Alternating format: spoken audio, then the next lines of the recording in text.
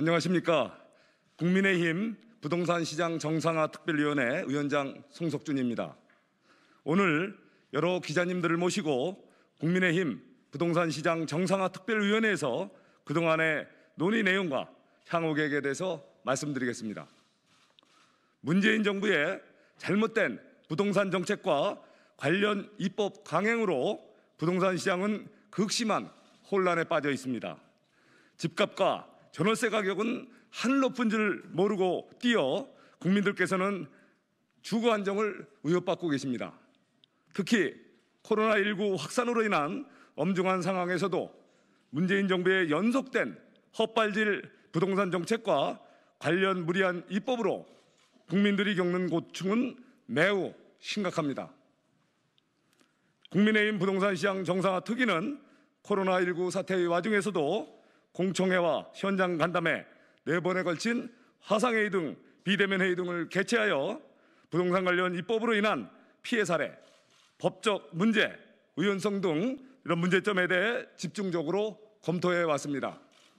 그 결과 문재인 정부의 부동산 정책 관련 입법이 국민의 기본권을 심각하게 침해하고 있다는 점을 지적하지 않을 수 없습니다. 법인 다주택자는 물론 1주택자에게도 징벌적 과세를 규정한 지방세법, 법인세법, 소득세법은 국민들의 재산권을 침해합니다.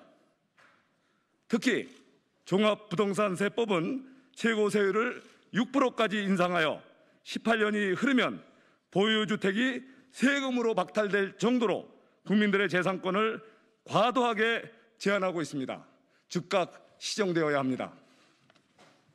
또한 임대사업제도 폐지와 임대보증금 보증보험을 의무적으로 가입하게 하는 민간임대주택 특별법은 국민들의 직업의 자유와 평등권을 침해하고 헌법상 금지되어 있는 소급과세로 재산권마저 침해하고 있습니다. 무엇보다 문재인 정부가 등록 임대사업을 유도해 놓고 갑작스럽게 폐지함으로써 정부 정책에 대한 국민의 신뢰는 땅에 떨어졌습니다.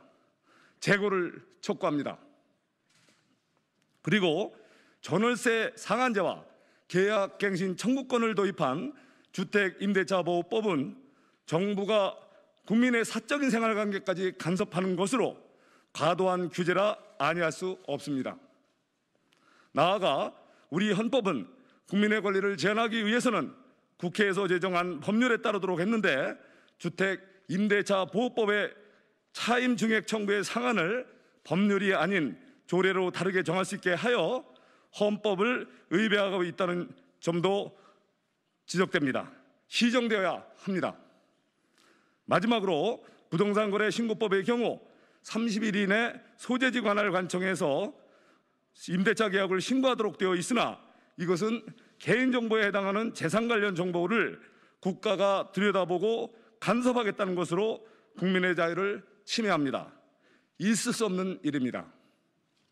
이에 국민의힘 부동산 시장 정상화 특별위원회는 문재인 정부의 부동산 관련 입법의 의원성이 너무나 심각하여 더 이상 묵과할 수 없는 지경에 이르렀다는 판단 아래 특위, 법률지원단, 변호사 등을 통해 헌법재판소에 헌법소원을 진행하기로 하였습니다. 현재 지방세법, 법인세법, 소득세법, 민간임대주택 특별법, 종합부동산세법, 주택임대차보호법, 부동산거래 신고법 등 문재인 정부의 부동산 관련 입법 시행으로 인한 국민들의 기본권 침해 사례에 대해서는 그러한 우려를 하고 있는 국민들을 상대로 헌법소원 청구인단을 모집 중에 있습니다.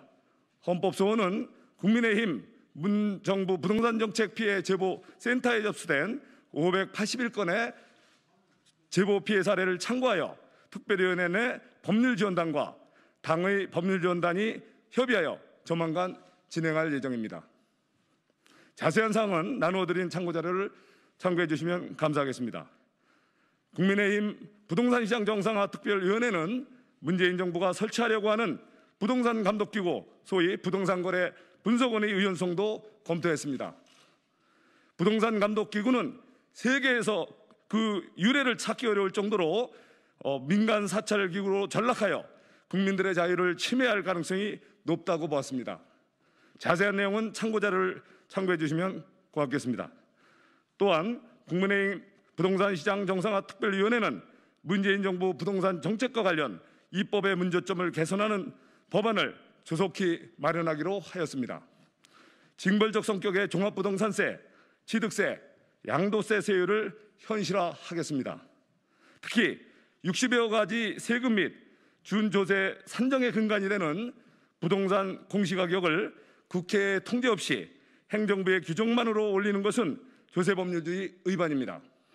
앞으로 부동산 공시가격을 조정할 때는 국회에 보고하고 의견을 듣는 등 통제 정책을 마련하는 입법을 추진하여 국민의 권리가 침해되는 일이 없도록 하겠습니다. 또한 주택 관련 규제에 대한 지속적인 개선으로 주택 공급이 원활히 이루어질 수 있도록 하고 조세 부담 완화를 통해 주택 가격 하향 안정화를 이룰 수 있도록 하겠습니다.